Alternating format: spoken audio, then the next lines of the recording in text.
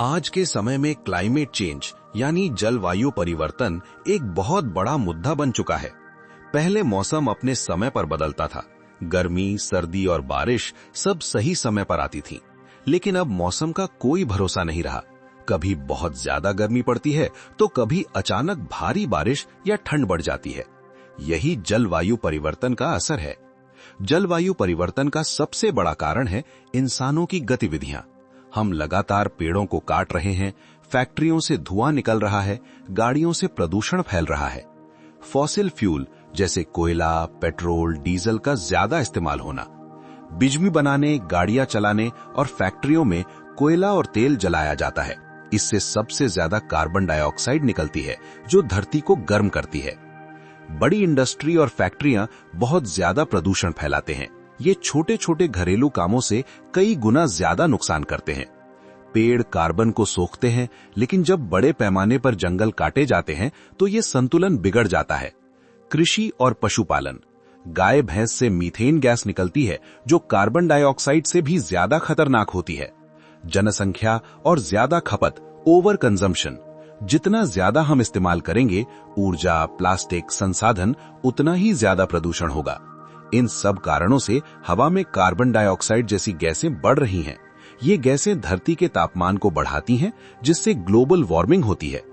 जब धरती का तापमान बढ़ता है तो इसका असर हर जगह दिखता है। ग्लेशियर पिघलने लगते हैं, समुद्र का जल स्तर बढ़ जाता है और कई जगह बाढ़ आने लगती है। वहीं दूसरी तरफ कुछ जगहों पर सूखा पड़ जाता है। इसका सीधा असर खेती पर पड़ता है, जिससे किसानों को नुकसान होता है और खाने की कमी भी हो सकती है। क्लाइमेट चेंज का असर सिर्फ प्रकृति पर ही नहीं बल्कि हमारे स्वास्थ्य पर भी पड़ता है। बढ़ती गर्मी से बीमारियां बढ़ती हैं, जैसे हीट स्ट्रोक, सांस की समस्या और त्वचा से जुड़ी परेशानियां।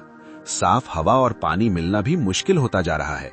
सबसे चिंता की बात यह है कि अगर हमने अभी कदम नहीं उठाए तो आने वाली पीढ़ियों को बहुत बड़ी समस्या का सामना करना पड़ेगा।